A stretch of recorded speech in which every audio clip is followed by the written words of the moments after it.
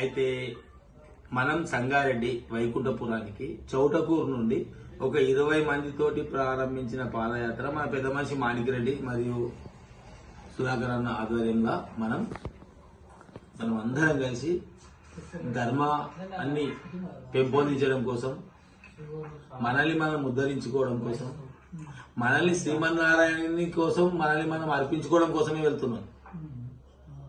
మన గోదలు, మన పంట, మనము, మన పిల్లలు, మన పరివాహము మొత్తం కలిసి స్వామివారి దగ్గరికి వెళ్తున్నాం. ఎట్లా మన వెహికల్స్ ఉన్నా కూడా మనం నడిచి వెళ్తున్నాం. నువ్వే దిక్కు నాయన అని వెళ్తున్నాం. ఈ విధంగా వెళ్ళే ఈ యాత్ర ఈరోజు మనకు బండ్లు 110 ఎడ్ల బండ్లు తయారయ్యాయి. ఇట్లా వచ్చిన ఈ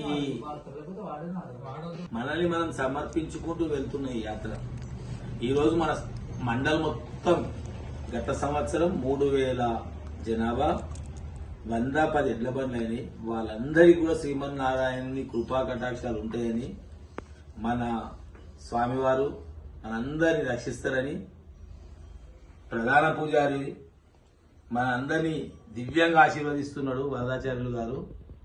వారికి కూడా ఇక్కడ నుండి మనం పాదాభివందనం తెలియజేస్తూ స్వామివారిని మన తరఫు నుండి వేడుకొని ఈ పాదయాత్రను దిగ్విజయం చేయాలని, స్వామివారు మనల్ని ఆశీర్వదించేటట్టుగా అక్కడ పూజ చేయాలని చెప్పి మన అందరి తరఫు నుండి ఈసారి కొత్తగా ఇంకో 2 మండలాలను కలుపుదాం అనుకుంటున్నాం. పుల్కల్ మండలం ఆల్రెడీ ఉమ్మడి పుల్కల్ మండలం అంటే చోటకూరు పుల్కల్ ఉంది. పోయినసారి కూడా అందోళన అల్మైపేట ఉరికే ఇచ్చారు. ఈసారి కిచ్చనపల్లికేంచి కూడా కలుపుకోవాలన్న కోరిక. ఇవన్నీ తీరి ఒక 4000 సంఖ్య కావాలని రేపు పొద్దున్న కొర్పో నుండి ప్రారంభిస్తాము ప్రచారము. ఇదందరికీ ఆహ్వానము. జై శ్రీమన్నారాయణ, జై శ్రీరామ్. ఓం నమ శివాయ, జై శ్రీమన్నారాయణ, జై శ్రీరామ్.